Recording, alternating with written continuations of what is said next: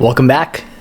This is season 2 of the Push-Pull podcast. If you're new here, my name is Varun Rajan. This is a show about work, not productivity hacks or career ladders necessarily, but really about the actual experience of trying to build a life through work and what happens when the thing that you thought you were building stops making sense. Season 1 was very focused on the transition points. That's where the name of the podcast comes from in the first place, right? Push and pull factors that inform the decisions behind the transitions. And I really prioritize having an alliterative title, even though explaining it seems to take a long time and is filled with a bunch of jargon. But as you might imagine, I kept hitting the edges of that frame. Transitions are, to be clear, still very interesting to me, but they're kind of just the punctuation of everybody's story. What I really wanted to understand was the sentences in between those punctuation marks. How do people build careers with staying power? Careers that hold up when the world shifts underneath them, and the world right now is shifting underneath pretty much everyone I know. I've said this before, but AI obviously is the main character of that shift, whether we want it to be or not. And I'm not interested in the doomerism. I've heard plenty of it. I'm also not interested in chasing trends and tools for their own sake. At least in my own life and my own work, I've found that that's not necessarily the most effective way to operate. I'm also not super interested in hot takes, even though I'm probably guilty of trying to put a bunch of my own out there. I'm interested in the people who are building through this transformation and who is figuring out what's actually durable beyond just the trends and every hot, shiny new tool. And that's what the season is about. It's about conviction over a sense of certainty, because that certainty is either going to lead you into naivete or complete nihilism. And that's what we want to avoid. My first guest this season is James Warren, the founder and CEO of Share More Stories, a company that uses a combination of AI and storytelling to help organizations understand the emotional truth of what their employees and customers are actually experiencing.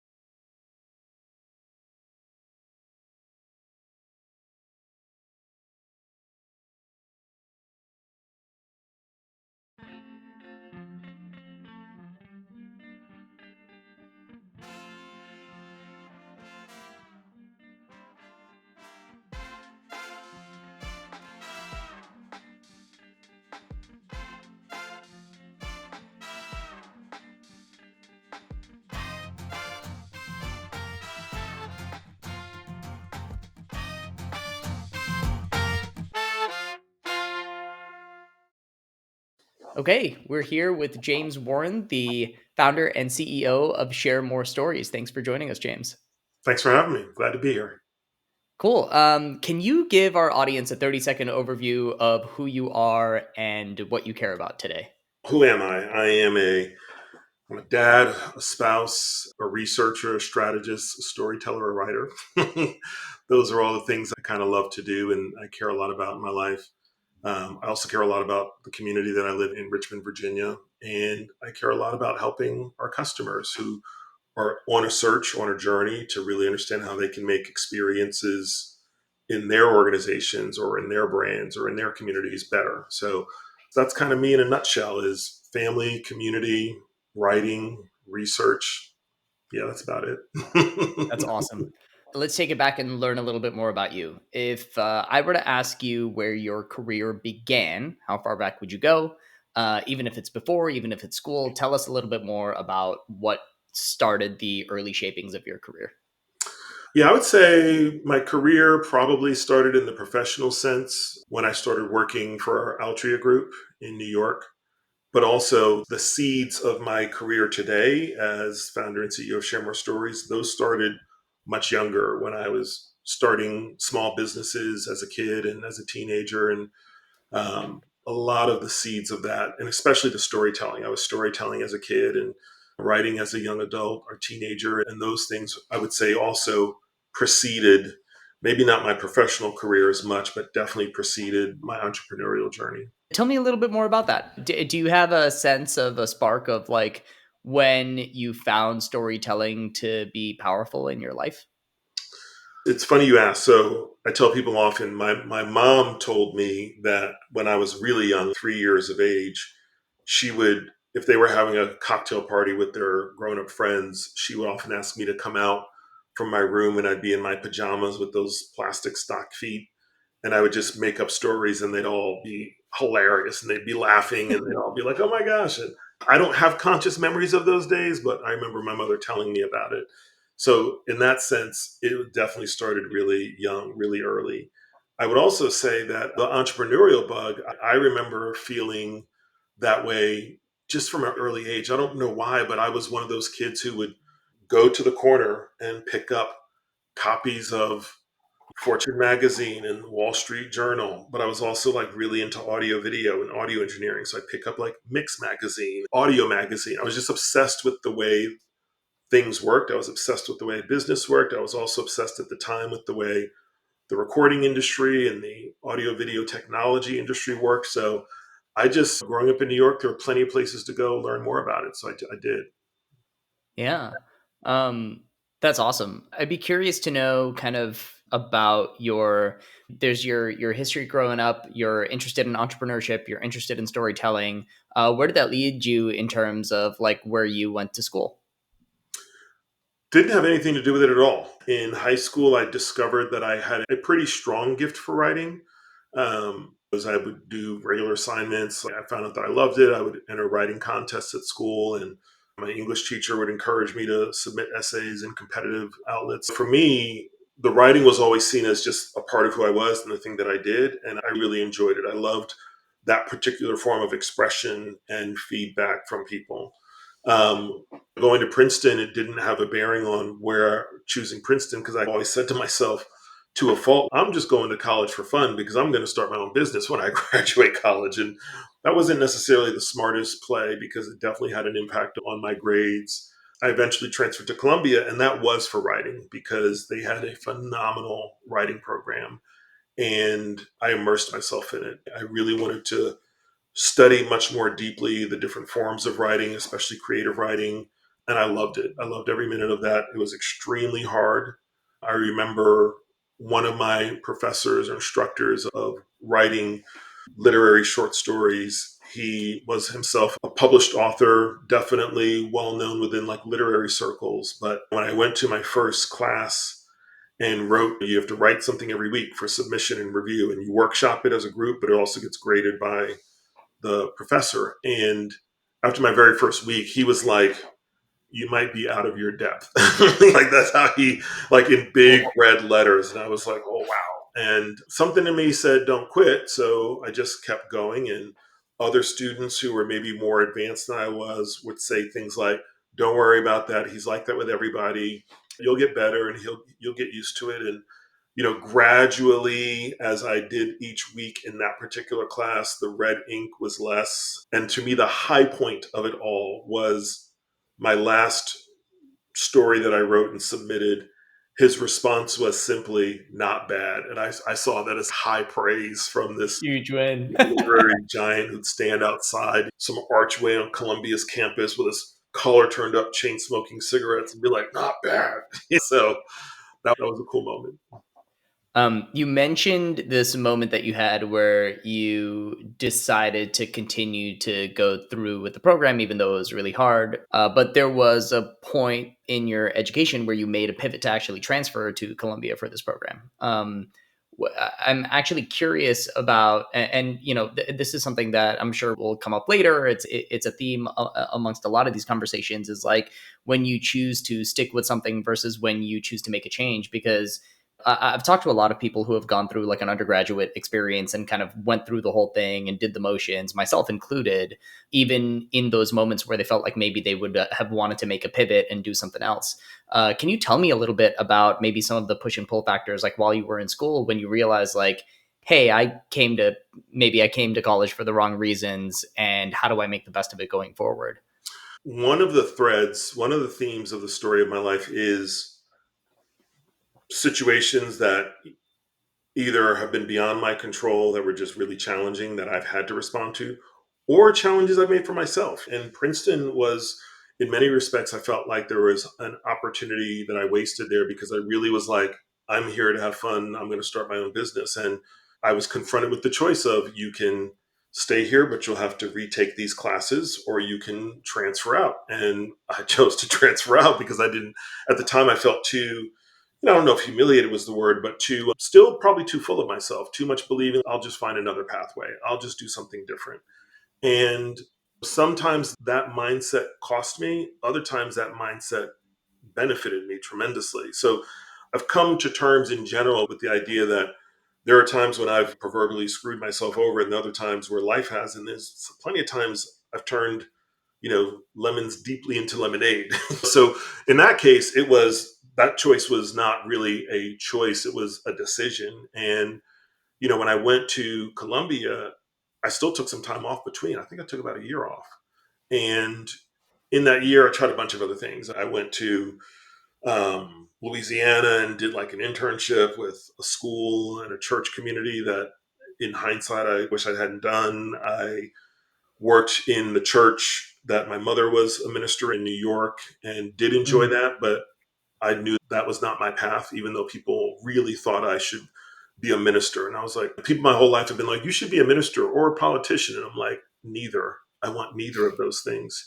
So I felt a lot of that pressure at 20 and 2019, 20 and 21 to be either this perfect student. My older sister was the perfect student. She was incredible, genius. And I also felt pressure to like choose this path of ministry, and that wasn't the path for me. So I don't know if that was what was having me subconsciously wander a bit, because I was very convicted early on that I wanted some combination of creative and entrepreneurial career.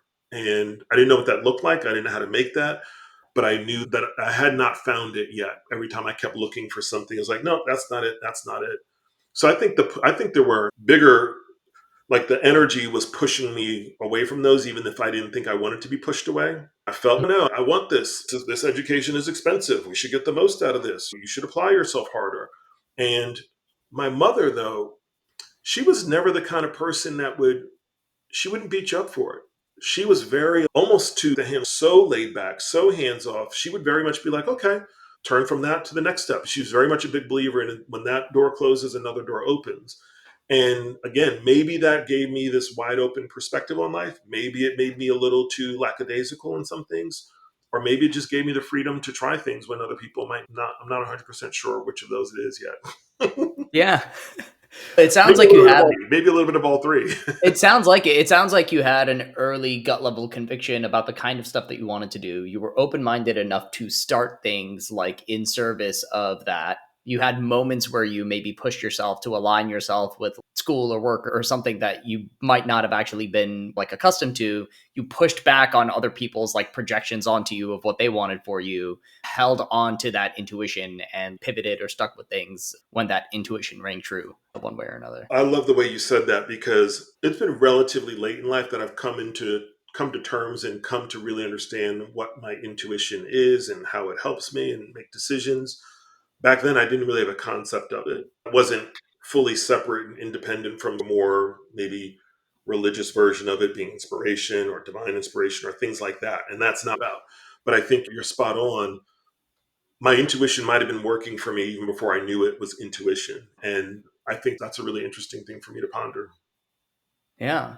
Tell me about what came after the creative writing program. Yeah, I got married young and I decided that I was not going to write the great American novel right away. So it was time for a job. And I've never been one to, at least the first half of my life, I was used to dealing with obstacles. So if somebody said, hey, it's going to be challenging for you to get a corporate job in corporate communications if that's not your field of study, or if you don't have a degree in that. And I'd be like, I'll try and see what happens. So I was very much through the first half of my life a try and see what happens type of person. And I remember I got my first professional job at MetLife. And, I wasn't interested in building a career in that industry. And I couldn't necessarily click at the time where I was working. I couldn't really click with the team or the culture. And no big deal. It just wasn't the right fit for me. Started looking and got placed in like a temporary assignment at Altria Group in their corporate communications department.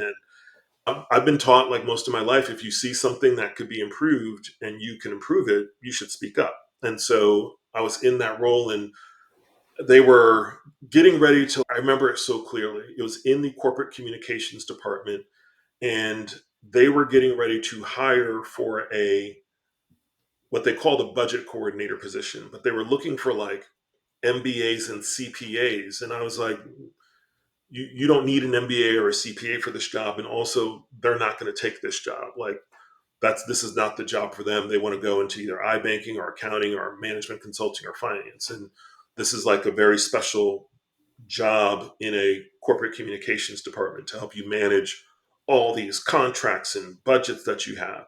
So that's just an organization job. I'll take that. And they were like, all right, let's see how you do. And that was the first step. And so I took that job and immediately was able to prove myself in that role. And then they were like, hey, it was initially an internship. And they were like, we'd love to offer you a full time position outside of their normal intern process. I said yes to that. And then they said, well, you've got a lot of potential. We'd like to offer you this position of expanded responsibility in the same general role. I said yes to that. And then they said, hey, we think you have long term potential here. So there's an analyst position open over here that's really analyzing consumer interactions, consumer customer service complaints with the company. And you'd be the data analyst for that. I said yes to that. And every job just kept bringing me new skill sets, new opportunities, and eventually got me closer to the core of what I spent most of my career at Altria doing, which was either comms, brand management, or sales and new product development. And I remember those days because as I would do the work, new opportunities would come. And there was one point where I had just moved from New York to Richmond, still with the company, and we were starting to explore new businesses, new brands, new products. And they said, hey, would you like to be on this summer long where you can explore the future of the company? I said, absolutely. And so I said yes to that, spent the summer as part of one of three teams, secluded from the rest of the company, given a lot of latitude to explore the future. And when we arrived at our final plan and almost like a pitch, we delivered our pitch and our project was selected by the company to move forward. And that gave me the chance to move from communications into brand, which was really the kind of the next big catapult in my career. Very cool. Tell me a little bit about, so you were there for at Altria for quite some time, right? Yep. It sounds like you went in there and were relatively vocal in advocacy for yourself and your environment and were rewarded for that. That's one thing that I heard. But I'm also curious what advancement looked like there for you, because obviously you were there for quite a long time, several years, and like did really well there. And so I'm curious about kind of those moments where you had to maybe like push for yourself to do something. Were there moments that maybe you struggled to know whether it was still the right place for you? Yeah. What did your story there look like in terms of advancement and change? I think part of it is I learned you definitely need to advocate for yourself, but you also need to have people who are willing to advocate for you. And so I cultivated both mentors, advisors, coaches. Almost every manager I ever had I stayed in deep contact with when I no longer reported to them. And some of them I still do. They've mentored me way past my time at Altria, some of them into my career as leading the company that I started, Share More Stories, and beyond. And I stay in touch with a lot of them. I've been a relationship person most of my life, and that worked well for me in the company. I would say because I moved departments sort of three times, I moved from corporate communications, corporate affairs, that universe, into brand management and marketing, and then once more into sales. Those are three very different career tracks in large companies. And you generally tend to stay in your functional area vertically and just move up. Sometimes you'll get a broadening exercise, as they call them, or a leadership development assignment, or might go work in another department to gain skills that might help you do your kind of next level job in your home function better. And I was just always interested in trying new and different things. And I don't think it cost me at all. It definitely gave me a lot of skills, but it had an impact on what would have been a different sort of rate of progression. If I'd stayed in one department and maybe if I'm 35, I might have been a VP at 35 in that department or not. But I was because of that movement from one department to another. That adds years because you got to build new relationships, and your new department has to really bring you in and see you the same that they saw somebody they hired as an intern and converted them after college. You've got to build new relationships and prove yourself. Sometimes again and again, and that part from a like not doing the job, but hey, do we think this person could run a business unit? That's the kind of thing that you would have to reestablish if you were moving around departments too much. And one year I was on a panel for the company as we talked about our internship program to all of that company's interns that year. And on the panel with me, all of us were directors. I was probably 5 to 7 years older than most of my peers on the panel. And they were, like you say, directors from sales. I think I was that at the time, or directors in marketing, or directors in R&D. And all of them had started out of school in that department and just moved up. And obviously, I'd had this very winding road.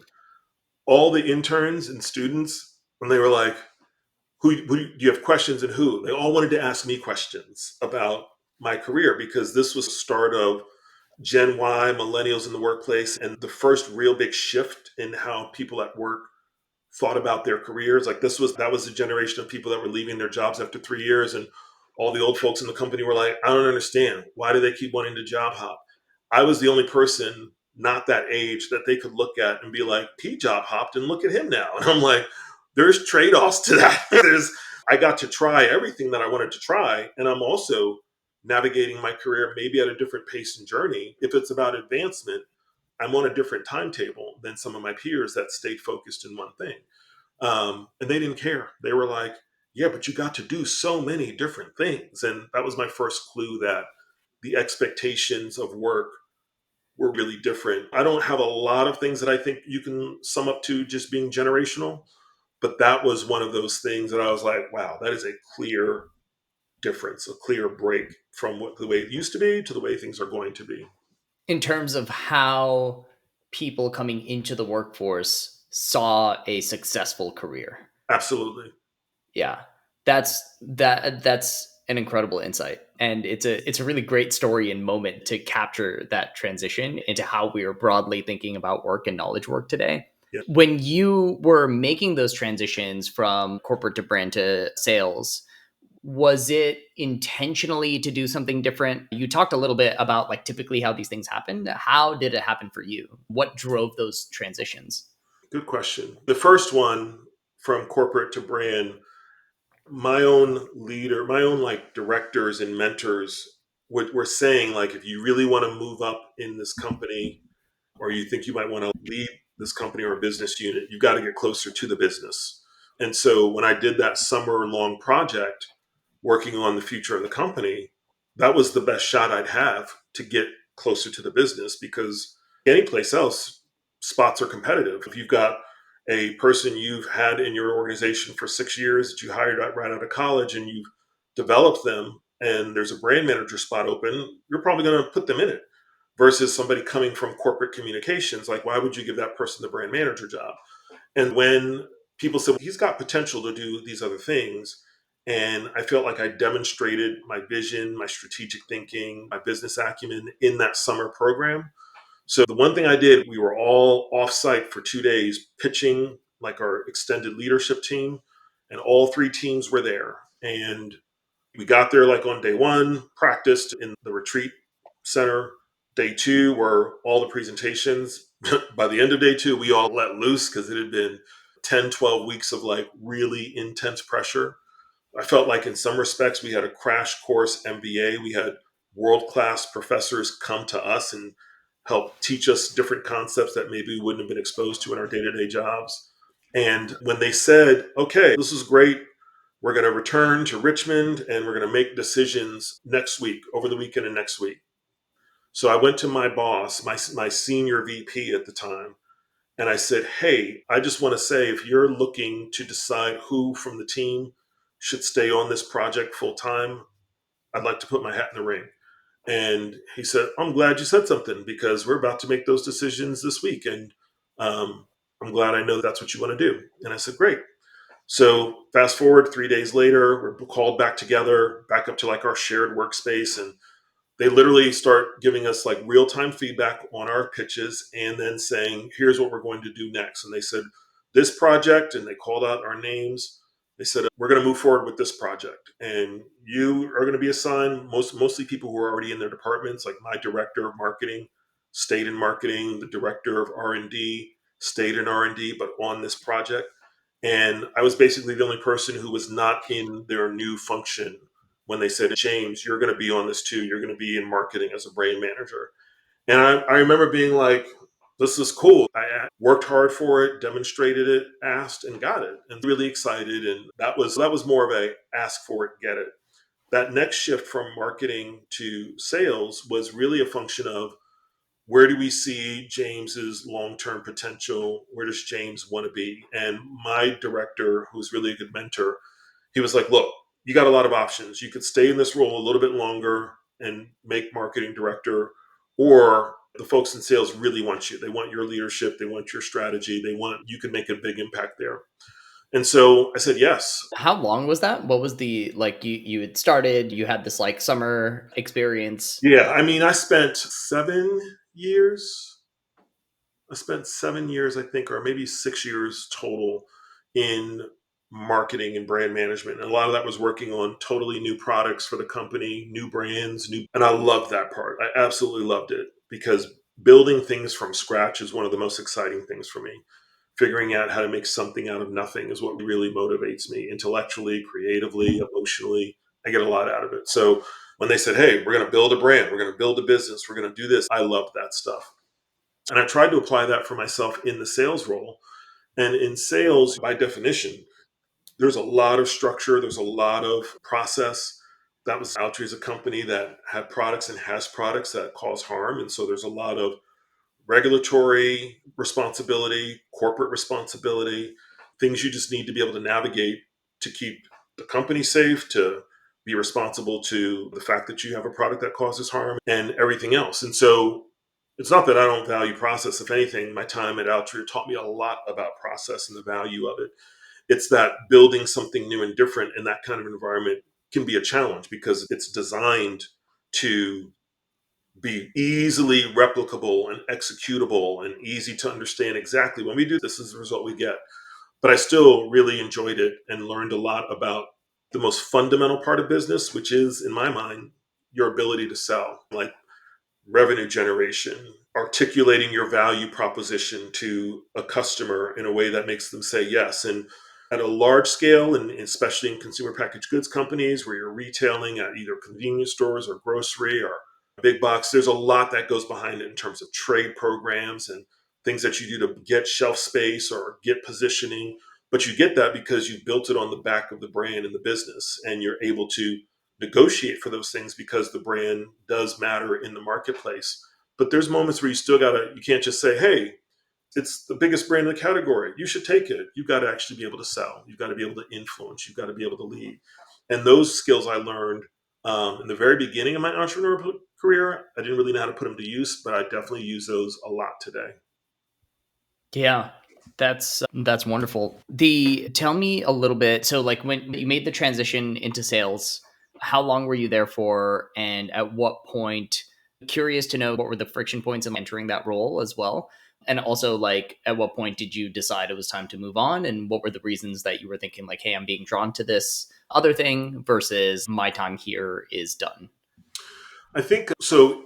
Before I moved into that role, as it's called, like a section sales director, before I moved into that role, I had done a short rotation in the field, as they call it, in field sales. That company being headquartered in Richmond had a large section sales office in Richmond. And a lot of leaders that were on a developmental assignment to learn the business would just go from headquarters into that section office. It was literally across town. That section office, and therefore those sales districts, had a rotating door. A director would come in for 18 months development and go back out. A district manager would come in for a year and go back out. And that over time took that section from being number one in the country to 22 out of 22 because the leadership was just constantly revolving. And Hmm. the team suffered a lot. There was no person's fault. It wasn't like the directors were bad. They weren't. They were great. And some of them have gone on to lead the company in other ways. It wasn't like the district managers were bad. They were excellent. It's just that wasn't a sustainable process for growing that team. And I was one of those rotational district managers. When I was in marketing, I went out to the sales force for 8 months. It was only 8 months. And the first 3 months were miserable. I felt like I didn't know anything. It was like one of the first times in my career where I felt, maybe at Altria, maybe the second time in my career, where I felt like I don't know what I'm doing and this does not feel good. Because I've been used to knowing what to do or what I'm doing in most of my jobs. So I didn't love that feeling. I felt resentful, like, why am I here? I'm a brand manager. People are like, don't worry, just don't screw it up, huh? And I'm like, that's not good enough, and that's not fair to this team. Like they keep getting these rotational DMs, and how do we make it better for them? And I was struggling so much. And everybody there was like, hey, we heard you're amazing. Like I was set up like really high expectations. And they'd be like, we heard you're amazing. We can't wait to work for you. And like my first few weeks in the field were like, who is this guy? Where did he come from? Because I had almost no confidence, was very frustrated by what I didn't know.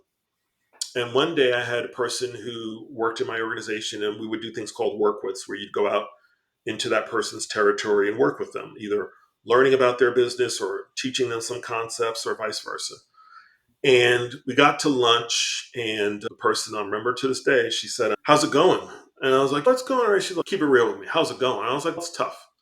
She's like, why is it tough? I was like, because I don't know what I'm doing. And she goes, nobody expects you to. And I was like, I know, that's part of my problem.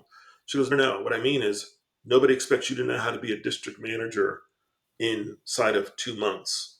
But what we do expect is for you to teach us everything you can teach us about the company strategy, around the brand strategy, because that'll help us be more effective in our roles. And I was like, what do you mean? That's the point, is for you to teach us what you know and for us to teach you what we know. But nobody's expecting you to be us. That's not realistic. And it was eye opening. It was eye opening because then I was like, oh, she was like, don't worry about all that stuff. Like, we'll get it done and you'll get it done. But if you really want to help us grow this business or improve in our skills, teach us what you know.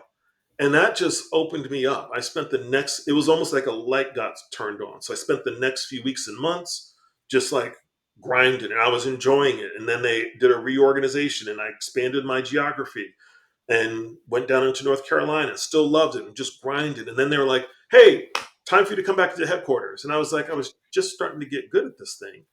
They're like, hey, yeah, you were never meant to be there forever. And I'm like, we got to stop doing this to people. And so went back in for another 2 years or so in marketing, not even a year and a half. And then they were like, hey, this director job right here has opened up. And I said, the only way I'll take it is if you promise not to yank me out in 18 months. And they said, you got a deal, because we need you. We're not asking you to do an assignment, a rotation. You're going to move your career path from here to here. And that's what you need to be sure you want to do. And I said, yeah, I want to do that. And that transition there wasn't as much friction when I moved into that director role, because I had the advantage of knowing a lot of the people that I just worked with a year and a half before. Unlike most times when you move into a new department in that kind of cross lateral way, you don't really know a lot of folks and you have to Yep. build those relationships. I had those. And so They were excited for me to be there. I was excited to be there. And it really felt like it was great. I did not feel that same fear that I felt the first time, where I felt like there's a lot of expectations and I don't know what I'm doing. I felt pretty good about it. I felt pretty good about it. Yeah, that's awesome. I don't think I realized that you had gone from the marketing and brand side to sales and back and then back again. That's a wild ride. That's when interns were like, I want your job. And I was like, like I said, there's levels to this, there's trade offs. Yeah. But tell me, similar vein to the question I just asked before, which is at what point did you realize it was time to move on? Because it sounds like this was the coming Last back job. into Yep. the sales director role. This was the last position that you had Yep. at Altria. Yeah, companies go through different types of restructurings and realignments and reorgs, and that was happening in general. And you reach a point sometimes where you realize, hey, the path that I'm on, that I thought I was on, I'm not on anymore. And then you have that choice. And so that choice was I could either take a package and move into another direction or not. And you probably know what's behind door number two. So I said, let's take the package and move on, because it clear in a pretty short amount of time, my path wasn't with the long term of the company. And I said, this is something I've actually been looking for, waiting for 10, 15 years. I'd started and tried several businesses during my corporate career, like not side hustles, but I want to try this and see if it works. And I want to try this and see if it works. And nothing was working. And when I had that opportunity, I said, either stay corporate and make this career for the next 20 years and we'll probably be fine. I'll be fine. You'll be fine. I don't think I'll be happy. Or we could take this opportunity with this, what I call it my runway, and say, Yeah. let's jump in with both feet. And my wife Can was I like, let's do it. Yeah, just to get some clarity around the choice you were presented with, it was like a early. It was basically like a package to part with the company, and then what was the alternative? Was the alternative just wait and see for the other shoe to drop, or it some of it starts to get personal. So oh, it's okay, probably, fair enough. I think it's just best to leave it as sometimes you're confronted with that choice and it's time to move on. Fair enough. Fair enough. Okay. Okay. Okay. Yeah. Sure. Okay. That makes sense. So cool. Okay. And then your wife was on board also for you to strike out on your own. That was still very much part of the decision making process. And as I was weighing options, it was, do we really lean into this opportunity to create a business, maybe change our life? And there's days I look back, to be honest with you, and I'm like, depending on how do you want to measure the success of that decision, the quote unquote return on investment of that decision. And in many respects, I feel like I would make that decision 100% of the time all over again. I got thrown and I've had thrown curveballs throughout life. So that it's not about, it hasn't been easy, although it has not been. But I do sometimes wonder when I think about my family and I think about how I'm one of two providers. I'm definitely not one of those like, I'm the provider or breadwinner. It's not like that in our family. We are equally responsible. And I feel that way. And my wife feels that way. So I knew I would be putting more pressure on her. And I knew that might also mean that we'd have to say no to some things that we otherwise wouldn't have had to say no to. But when I think about the work that I've been able to accomplish since then, sometimes you just find yourself on a different path. And the question is, can I embrace this path? Or if I don't like it, can I forge a new path? And a lot of my life has been about forging that new path, including that transition into entrepreneurship. And the first year of that, that was excruciating. The first year of entrepreneurship was one of the hardest years I've ever had. It was one of the more humbling, tear filled years. It was tough. It was tough making that transition. And I tell people all the time, if you're going to become an entrepreneur, you want to start your business, or you have to not just have quote unquote money in the bank. You need to have emotional resilience in the bank. You need to be able to withstand the humbling days, the days that make you question everything. You need to be able to withstand that stuff too. You talked a little bit about wanting to start something even while you had your corporate job. Now you had a chance to go all in on it. Where did that land you at the end of the day? I guess, like after being in it kind of full time after that first year. Yeah, I had dreams for years, and I tend to write my dreams down.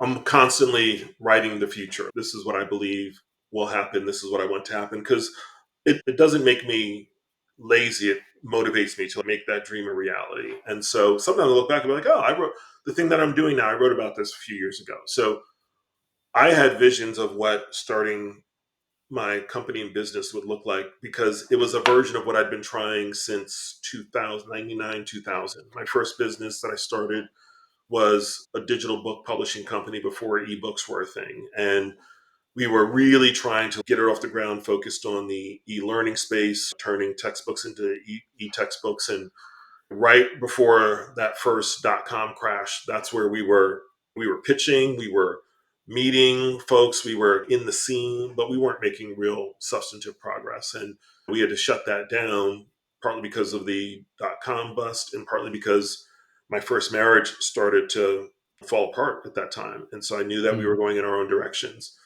And that business idea died with it. Got to leave that in the past. Fast forward 2005, I'm like, there's still something about building a business around writing or creativity. So I started the digital book project, and I was trying to create an example of how you could publish a book one chapter at a time with real-time audience feedback. I thought it was pretty different at the time because most writers attack writing with, this is everything in my head and I got to get it out. And then they go through the feedback process, or sometimes they don't even know if people will like what they wrote until it's done, and you find out the hard way they don't. But also I was very much interested even then, how could I create a community of readers around this book? And of course now we have all kinds of platforms like that. And didn't have a lot of capital or money to build it. So I was really what we now call MVPing it. But I remember these were the days where you didn't have like cloud the way we have cloud today, right? You had to buy like a big subscription to these companies where you do a desktop sync of files to your web-based server. It was very cumbersome. And I remember for whatever reason, like I hadn't been backing up my chapters, even though I was writing them, I hadn't published them to the website or backed them up. My now wife and I were out for an evening, and all of a sudden I get these phone calls, and it's my like home alarm company, and there had been a break-in, and my laptop was stolen with tons of chapters that I had not published or uploaded or backed up. So that was like No. a gut punch, and I was like, okay, maybe I should just maybe this is not my path. Maybe I'm just not going to build a company or a business, and I just let it go. But when it was time to say sink or swim, jump in with both feet, something told me I was still back to it's got to be something related to writing or publishing and digital and tech. So the first concepts were still thinking, do I publish a tools as tools for writers? Co-creative writing at that time was a new idea. Collaborative writing was a new idea. And so I was like, hey, maybe we should build something like that. And I started doing my MVPs, and people were like, no, not interested, too tricky, too complicated. And then I started to really stumble back to stories. And some of my earliest advisors would say things like, you've always been a storyteller. And I'd be like, yeah, but I'm a writer. And they're like, yeah, but first you're a storyteller. And that just kept sticking. And then somebody said, what's interesting is you're actually exploring the relationship between the person telling the story, the person listening to the story, and the story itself.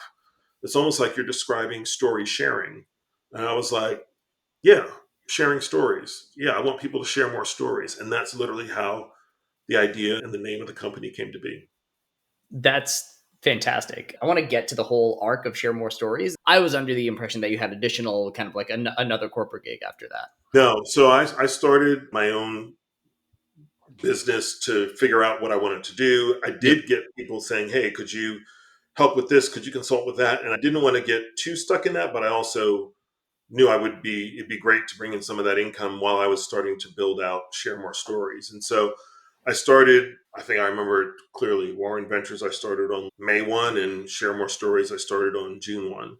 And Warren Ventures eventually just went away because it was really just a shingle to hang out to be able to do business and do work. The focus quickly shifted to SMS. And that was a summer and a fall of just lots of iterative learning, testing, learning, concepting, networking. Um, Finally found somebody who could help build what we were envisioning, at least that very beginning. And going into the fall, it was starting to think about, okay, well, what is the revenue model? How am I going to pay bills? How am I going to make money in this business? And what kind of capital do we need to grow this business? And it was clear, like, I was not anywhere near ready for raising any kind of real investment dollars. But also, some of that was self-imposed, maybe fear, because obviously there's a few folks out there who have raised money on more so than their ability to sell the idea. I was definitely like, this is my first time starting a company that needs external capital, and I'm not sure if I've done all the things that make it capital ready. So let's just focus on this part in front of me. And I don't think that was the best decision looking back. I understand why that James thought that way, but I don't think that way now. I'd also say that crowdfunding was becoming really big. It's like, that sounds like a way we should go raise money. There were all these like new crowdfunding success stories that were small desk scale version of Silicon Valley, make it big stories. And I felt like we were heading to a point where we needed to get some additional capital to build. And we had a working prototype and we had these other things. And so started preparing for a crowdfunding campaign. This is now November of 2014. So a few months after starting the company, and launched the crowdfunding campaign, and complete and total failure for one thing. One person who left, I think we were on Indiegogo, we weren't on a Kickstarter, and one person left a message. I remember the message, and the message was like, I don't understand why you're raising money for this because you've already built the product. Just sell the product. And I was thinking, like, but no, this product is just like a basic website. Like, it's not big enough. It's not flashy enough. It doesn't have all the features I want. It's not cool enough. And it was like, but this is what you have built and you should sell this. And so that was an awakening for me. It was a big awakening because at that time I didn't know much about, I knew a little bit about MVP. I really didn't understand the concept of lean startup. I didn't understand this sort of different philosophy of iteratively build, test, learn. I didn't understand that. And now I had to like experience that firsthand. You have built something. So now you got to start testing it and you got to learn and see if it works.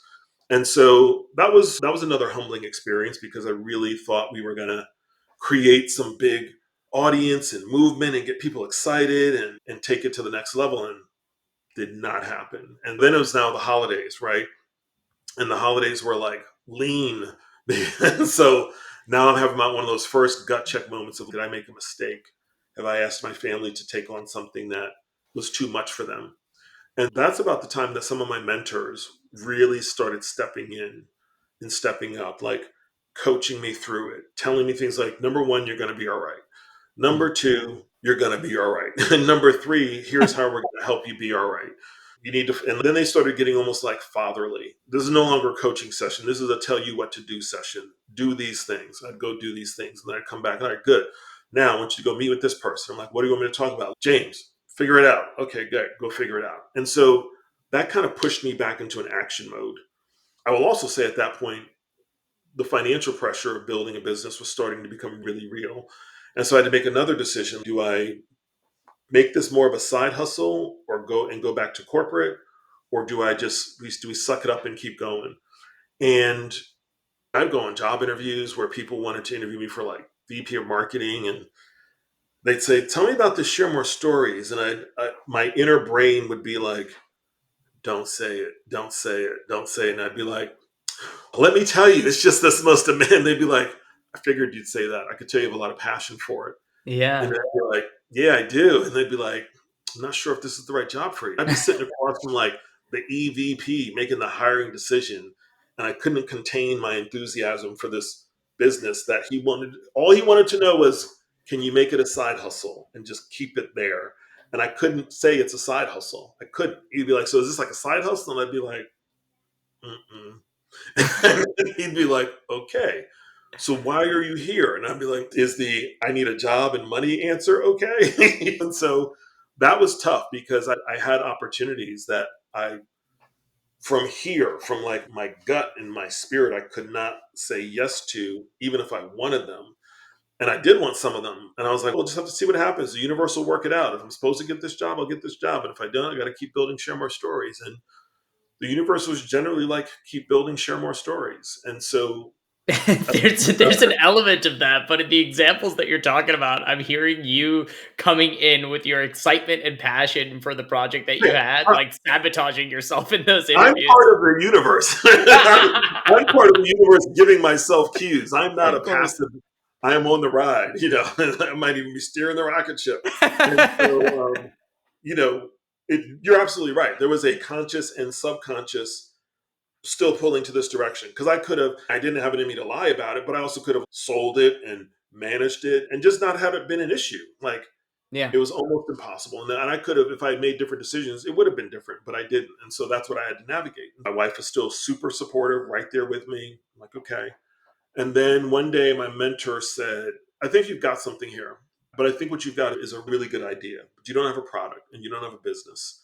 And and I think it can be one. And he said, I want you to go meet with this guy, Ken Johnson, because he'll get your vision and he'll get your idea. And he's got at that time 20 plus years of experience building businesses, his own business and others, and he'll help you. And you can help him. You can help him with the agency because you've got a lot of brand strategy expertise and the corporate background, and we'll talk to him. So I went down there, and that was one of those days again where I was just feeling like low and defeated. And I go have lunch with Ken, and we talk about the future, and it was okay, but it wasn't great. And then he was like, "All right, why don't you come back to around the office tomorrow? Let's talk some more." So okay, great. Went home, didn't know what was going to happen. Came back the next day, and really cool offices in the Manchester area of Richmond, which is like converted warehousey type district. And I remember even walking in and being like, there's something about this place I can feel like I like it. There's something about the wood and the steel and the glass. And I feel like this is a place where like people are creative and entrepreneurial. I felt a version of safety is not the right word, but belonging. I mean, I felt, okay, this could be a good place for me to grow, to put down roots.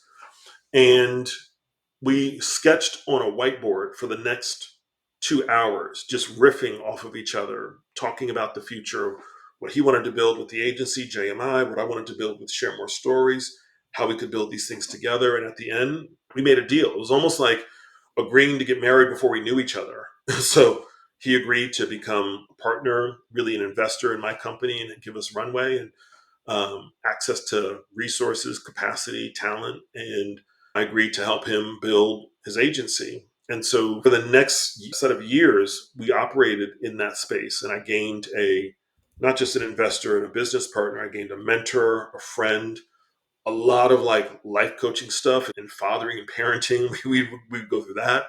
I really learned how, as an entrepreneur, he understands what it is to persevere in pursuit of a vision or a dream. Working with him, working for him, and also having him as a investor in my company. Some of those times I would say were tough because again, it was almost like we said yes to a really intricate and close business relationship after knowing each other for 2 days. It's almost like an arranged marriage in business.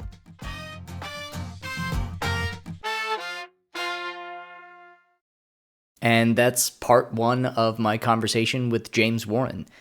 The thing that I kept coming back to after this conversation was the intern panel story.